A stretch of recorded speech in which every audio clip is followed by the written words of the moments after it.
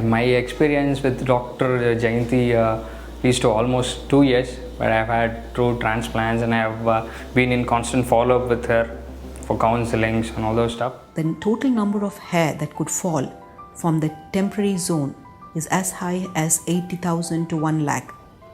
The total number of grafts that could be harvested after multiple sessions could be as high as 10,000 only.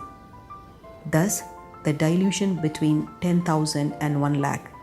With both strip and FUE, there would be temporary swelling around the eyes and numbness over the scalp for a period of 1 week. There is this one factor that makes Tameera different and unlike other places you might experience. And I think that's the spirit of integrity and honesty that they bring to the table. With the strip method, there would be a permanent scar at the back of the scalp hidden within the hair.